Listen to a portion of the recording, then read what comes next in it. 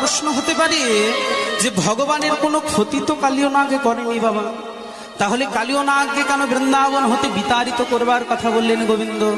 না, মা শাস্ত্রে বললেন যে যে করে পরের মন্দ তার মন্দ করেন গোবিন্দ।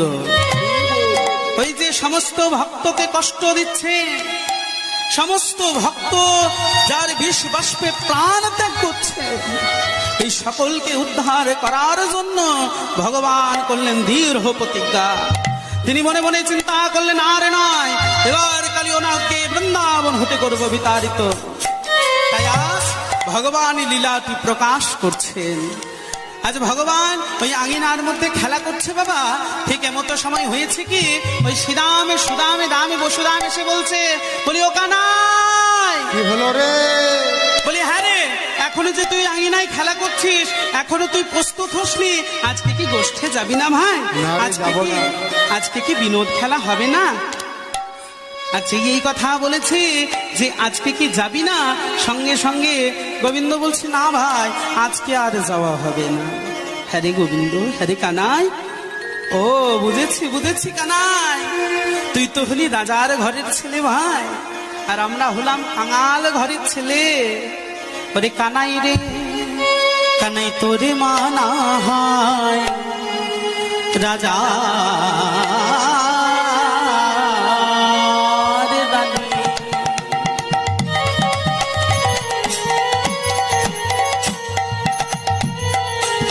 আমাদের মা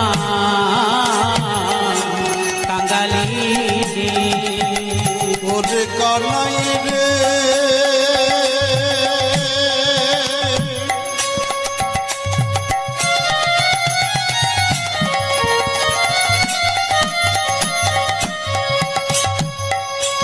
কানাই রে,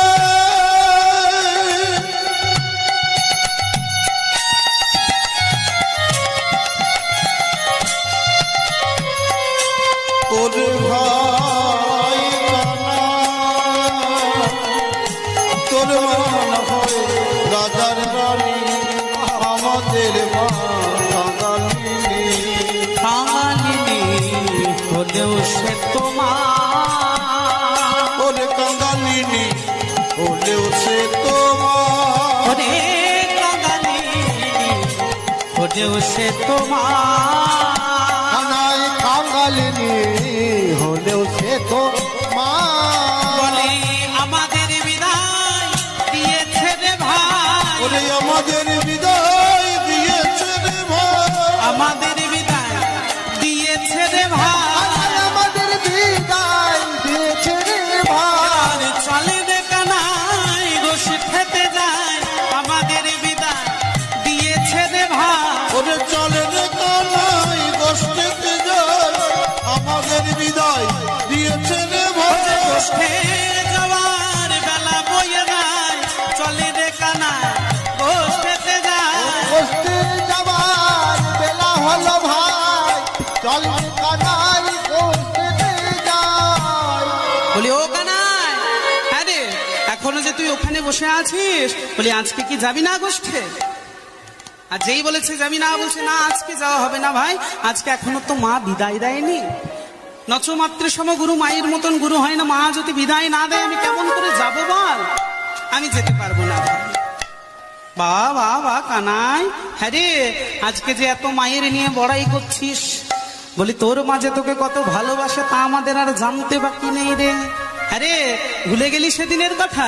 ওরে চার করা নবনীর তদে বেঁধেছিল তোর যুগল পদে, চার করা নবনীর তদে বেঁধেছিল তোর যুগল পদে। ওই চার করা নবনীর তদে বেঁধেছিল তোর যুগল পদে, চার করা নবনীর তদে বেঁধেছিল তোর যুগল পদে। বলে সেদিন কত কেঁদেছিলি, সেদিন কত কেঁদেছিলি, বলে সেদিন কত কেঁদেছিলি, সেদিন কত কেঁদেছিলি, সেদিন নন্দনানি বলে সেদিন কত কেঁদেছিলি, সেদিন নন্দরানী বলে সেদিন কত কেঁদেছিলি, সেদিন নন্দনানি বলে সেদিন কত কেঁদেছিলি, সেদিন নন্দরানী বলে সেদিন কত কেঁদেছিলে।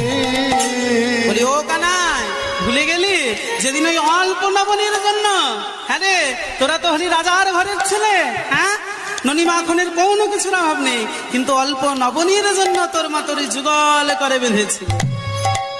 ভক্তমন্ডলী মায়েরা ও আমার বাবারা, সত্যি ভগবানকে বাঁধা চাই গো, ভগবানকে বাঁধা যায়।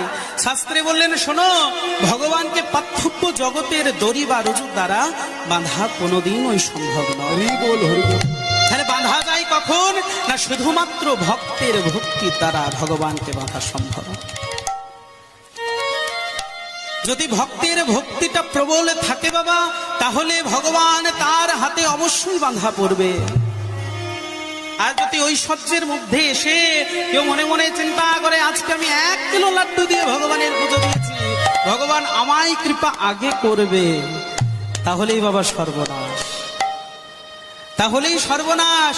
ওই মানি দুর্যোধন তিনি কি করেছিলেন জানো বাবা? একদিন অভিমানী হয়ে ওই কৃষ্ণকে নিমন্ত্রণ করেছে, বলে শোন কৃষ্ণ, আজকে আমার গৃহে তোরা দুপুর বেলায় অন্ন গ্রহণ করবি। আর যেই আমন্ত্রণ করেছে বাবা, দেখবেন আমন্ত্রণ বা নিমন্ত্রণ করলে নিমন্ত্রণ রক্ষা করতে হয়। ভগবান নিমন্ত্রণ রক্ষা করবার জন্য দিয়েছে। আর যেই এসেছে, আসার সঙ্গে সঙ্গে দুর্যোধন মনে মনে চিন্তা করছে, হয়েছে আজকে যখন কাছে পেয়েছি, এ তো হলো গোয়ালা ঘরের ছেলে, ভালো মন্দ জোটে না, তাহলে আজকে ভালো মন্দকে সেবা করা। তাই আজ 32 ব্যঞ্জন প্রস্তুত করেছে বাবা। আর 32 ব্যঞ্জন যেই প্রস্তুত করে গোবিন্দকে ডেকেছে খাবার জন্য, গোবিন্দ বলে উঠেছে, না দুর্যোধন, আজকে আমি সেবা করতে পারবো না, আজকে আমার হলো উপবাস, আজকে আমার হলো উপবাস, আজকে আমি উপোস দিয়ে আছি, আজকে আমি সভা করতে পারবো না। নিমন্ত্রণ রক্ষা করার জন্য তোমার কাছে এসেছি। তাই আজ ওই দুর্যোধনের গৃহ হতে, ওই রাজপ্রাসাদ হতে ভগবান আজ চলে এলেন কোথায়? না বিদুরের গৃহে। আর বিদুরের গৃহে এসে ভগবান আমার ওই মা পদ্মার হাতে সেবা গ্রহণ করার জন্য আজ লীলাময় লীলা করে বলছে, বলি ও মা, আমার যে প্রচন্ড খিদে পেয়েছে, আমি যে আর খিদের জ্বালা সহ্য করতে পারছি না, যা আছে জলদি করে দাও তো। আজ এই কথা বলেছে, সঙ্গে সঙ্গে মহামায়া দেবী আমার বলে উঠলেন, ওরে কৃষ্ণ, তোকে যে বাবা কতজনে কত সেবা দেয় রে, কিন্তু আমি কি সেবা দেবো বল? আমার কাছে তো সেবা দেওয়ার মতো কিছু নেই। তবে বাবা আমি কিছু ক্ষুদন্ন রান্না করেছি, খাবি? ক্ষুদন্ন বাবা, যেগুলো বর্তমান সময় আমরা গরু বাছুরের মুখে তুলে দিই, সেই ক্ষুদন্ন রান্না করে রেখেছে মা। বলছে শোনো মা, খাবার টাইমে অন্য কথা ভালো লাগে না, যা আছে জলদি করে দাও। তাই আজ মা আমার ক্ষুদন্ন দিয়েছে, গোবিন্দ সেবা করলেন। আর সেবা করার পর বলছো, মা এই যে খেয়ে আমার পেট ভরলো না গো, আরো যে খিদেটা বেড়ে গেল, কি আছে আরো জলদি করে দাও তো। আর যেই বলেছে কি আছে জলদি করে দাও, সঙ্গে সঙ্গে মা বলছো, রে কতগুলো কলাই আছে, খাবি বাবা? বলে যা আছে জলদি করে আনো দেখি, খাওয়ার সময় অন্য কথা আর ভালো লাগছে না। তাই আজ মামার ওই কলাগুলোকে দিয়ে এসেছে। আর শুধু কলাগুলোকে এনেছে না বাবা, প্রাণ গোবিন্দ তো ভাবাবেশে আজ সেবা দিচ্ছে। কিন্তু কিভাবে সেবা দিচ্ছে জানো? আমরা কোন অংশটা কলার খাই? শ্বাসবস্তু। আজকে মা আমার ভাবান্বিত হয়ে ওই কৃষ্ণ ভাবে বিভার হয়ে ওই যত কলার খসাগুলোকে হাতে তুলে নিয়েছে, আর কলার শস্য বস্তু আজ ফেলে দিচ্ছে, আর এই কলা খসাগুলো গোবিন্দের বদনে তুলে দিচ্ছে। আর গোবিন্দ আমার সেই কলার খসাগুলো সেবা করছে। তাহলে বাবা এই ভগবান আমাদের এমন ভগবান, যিনি ঐশ্বর্য পরিত্যাগ করে যিনি কলার খসা খেতে পারে বাবা, তাকে কি আর ঐশ্বর্যের দ্বারা বেঁধে রাখা যায়? তাহলে বাঁধা পড়েছিল কোন দিন? না যেদিন ভগবান মাখন চুরি করে খেয়েছিল। কোন দিন? না একদিন ললিতা সখী ওই পসরা সাজাচ্ছে, আর সাজাতে সাজাতে পসরার প্রতি আক্ষেপ করে বলছে, ওরে পসরা, গোবিন্দ তো সকলের গৃহে যায়, মাখনে ননি চুরি করে করে খায়, কিন্তু আমার এমন পড়ায় কপালে রে যে আমার গৃহেই কোনোদিন আজ পর্যন্ত গোবিন্দ আসে নাই। ওরে পশুরা, আমি বিনয় করে বলি পশুরা, যদি কোনোদিন তোকে যেই সাজালা যদি সবাই লাগতেই হয়, তাহলে লাগি শ্রীকৃষ্ণ সবাই লাগিস। লাগে কৃষ্ণ সেবাই লাগে, কিবা লাগি শ্রীকৃষ্ণ সবাই লাগে, লাগে কৃষ্ণ সেবাই লাগে। আন কাজে না জানো হয়, লাগে শ্রীকৃষ্ণ সবাই লাগে। যেন আমি কাজে লাগিস না রে, লাগিস কৃষ্ণ সেবাই লাগে। ও বসনা, আজকে যে সারা সুন্দর করে তোকে সাজালাম, যদি সবাই লাগতেই হয়, তাহলে গোবিন্দ সবাই লাগে। আর এই কাতর মিশ্রিত ডাক শ্রবণ করলো ভগবান। ভগবান বলছে, ও ললিতা, তুমি আমায় সেবা দিতে চাইছো, অবশ্যই সেবা গ্রহণ করবো। তাই গোবিন্দ আজ কি করলো বাবা, না লুকিয়ে লুকিয়ে এসে ওই ললিতার গৃহে প্রবেশ করে ওই মাখনে চুরি করে খেলো। আবার শুধু খেলোই না বাবা, ভাণ্ডগুলোকেও দিল ভেঙে। এবার প্রশ্ন হবে, ভাণ্ডগুলো কেন ভাঙলো? ও মা, ভক্তের দেওয়া প্রসাদ যেন অবশিষ্ট না থাকে। গোবিন্দের হাত তো ছোট ছোট বাবা, ওই এত বড় পসরাতে হাতটা শেষ পর্যন্ত যাচ্ছে না। আর হাতটা শেষ পর্যন্ত যাচ্ছে না বলে অনেকটা মাখনের নিচে এখনো আছে। তাহলে খাবে কেমন করে? বুদ্ধি করে পসরাটাকে দিল ভেঙে। আর যেই ভেঙে দিয়েছে, সঙ্গে সঙ্গে গোবিন্দ আমার সমস্ত মাখন আজ সেবা করেছে। আর যেই সেবা করেছে, এদিকে পসরা ভাঙার শব্দ পেয়ে ললিতা প্রবেশ করে দেখছে, কি পসরাগুলো যে সবে ভেঙে আছে। আর গোবিন্দকে দৌড়াতে দেখে আজ ললিতা সখী ক্রোধান্বিত হয়ে আজ নন্দরানীর কাছে এসে বলছে, বলি ও নন্দরানী, বলি তোমার গোপালের জ্বালাতনে বুঝি বৃন্দাবন হতে আমাদের চলে যেতে হবে। আর যেই এই কথা বলেছে বৃন্দাবন হতে চলে যেতে হবে, সঙ্গে সঙ্গে মা বলছে, হ্যাঁ রে, তোরা যদি বৃন্দাবন হতে চলে যাস, আমি থাকবো কাদেরকে নিয়ে? কি হয়েছে বলবি তো? বলে আর কি বলবো, বলি তোমার ঘরের ছেলেকে তুমি ক্ষীর সর খেতে দাও না, খালি পেটে রেখে দাও? হ্যাঁ, কি করেছে জানো? আমার ঘরে ওই ননিমা এখন চুরি করে খেয়েছে, আবার খেয়েছে ভালো করেছে, পসরাগুলোকেও দিয়েছে ভেঙে। আর যেই এই কথা বলেছে, সঙ্গে সঙ্গে বাবা মায়ের মন তো দেখবেন মা, ছেলে যদি অন্যায় করে তাও যদি কেউ ছেলের নামে নালিশ করতে আসে বাবা, মায়ের মনে কিন্তু দুঃখ হয়। দুঃখ হয় না? মায়ের মনে লাগে, আরে বাবা অবুঝ সন্তান বলেই তো ভুলটা করেছে, নাকি বড় হলে তো করতো না। তাই যখন ছোট বলেই করেছে, তাই ওইভাবে কথা শোনাবে। ঠিক আছে, আজকে যখন ঘর বই আমায় বলতে এসেছে, গোপাল, বলে ও গোপাল কাছে আয়। যেই কাছে ডেকেছে, মায়ের কথা শুনে আজ গোপাল এসে বলছে, মা তুমি আমায় ডাকছো? মা বলে হ্যাঁ ডাকছি, কাছে আয় বাবা। এই বলে আজ কি করেছে না, একটা উদু থলির মধ্যে গোবিন্দকে বারে বারে করে রশি দ্বারা বাঁধছে। আর যতবার বাঁধছে হয়ে যাচ্ছে কি না, 2 আঙুল দড়ি পড়ে যাচ্ছে কম। আরো দড়ি গিট দিয়ে আবার পুনরায় বাঁধার প্রচেষ্টা করছে। যতবার বাঁধতে যাচ্ছে ততবার করে 2 আঙুলের রশি কম পড়ে যাচ্ছে। শাস্ত্রে বললেন, শোনো, এই 2 আঙুলের রশি কম পড়লো কেন? এটাতে তো 3 আঙুলও রশি কম পড়তে পারতো, বা 1 হাতও তো রশি কম পড়তে পারতো। এই 2 আঙুল কম পড়লো কেন? ও যে শোনো, ওই যে 1 আঙুল হলো ভক্তের ভক্তি, আর আরেক আঙুল হলো ভগবানের কৃপা। বলে ভক্তের ভক্তি আর এই কৃপা যতক্ষণ না মিলেমিশে একাকার হয়, ততক্ষণে যে কৃপা বরিশনে হয় না। তাই তো এই 2 আঙুলের রশ্মি আজ কম করেছে মায়ের কাছে। যতক্ষণ না কৃপা বর্ষণ হয়, ততক্ষণ পর্যন্ত বাবা গোবিন্দকে বাঁধা যায় না।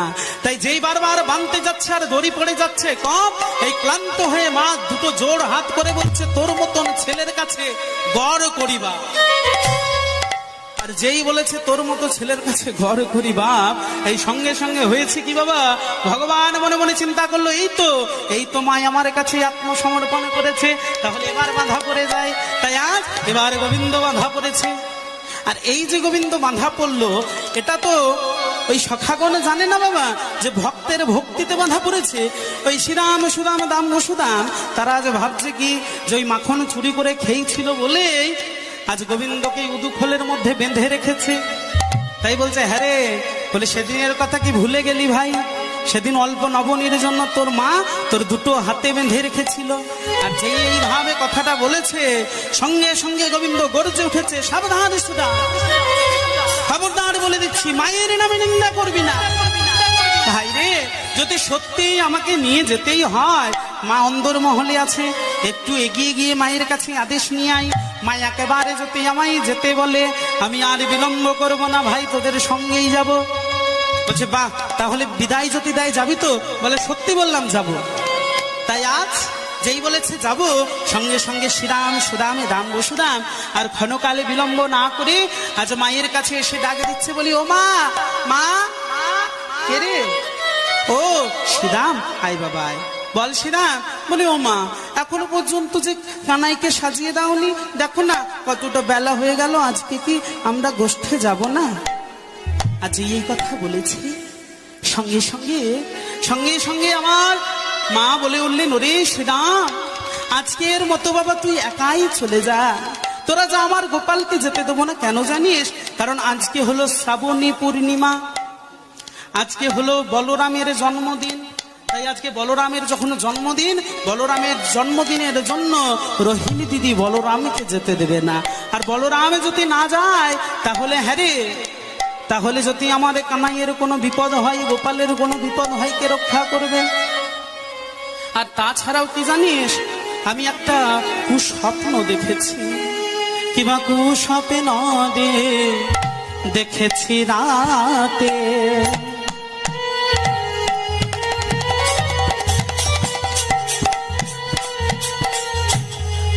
কানাই নাই গো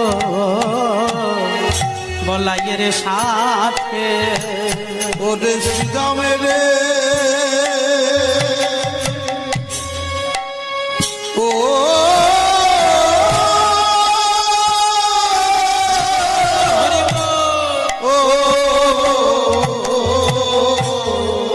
কুস্বপ্নে দেখেছি রাতে,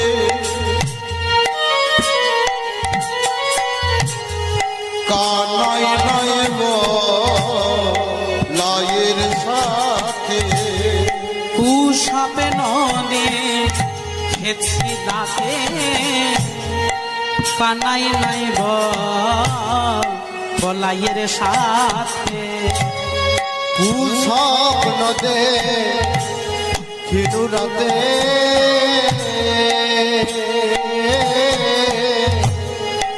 কানাই নাই লাইয়ের সাথে। আবার ভুজঙ্গে বে দিচ্ছে মোর গোপালে রে, ভুজঙ্গে বে দিচ্ছে গোপালে। ওরে ভুজঙ্গে রে বেড়লো গোপালে রে,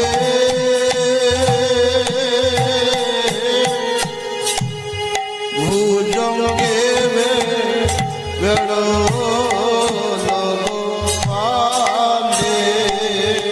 বলি গোপাল বিদায় দেব না রে, গোপাল বিদায় দেব না রে, গোপাল বিদায় দেব না রে, গোপাল বিদায় দেব না রে।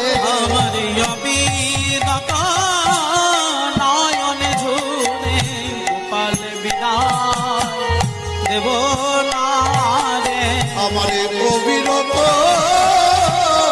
নয়ন ঝরে গোপাল বিদায় দেব না রে। জানিস না, আমি নিশিপ্রভাতে একটা যে কুস্বপ্ন দেখেছি বাবা। আমি দেখলাম যে আমার গোপালকে এক বিশাল বিষধর সর্পে পিষ্টন করে রেখেছে। আর যখন থেকে এই স্বপ্ন দেখেছি আমার মন যে বড় চঞ্চলিত হয়ে যাচ্ছে বাবা। তাই আমি বলছি কি আজকের মতো তোরাই যা গোষ্ঠে। আর যে এই কথা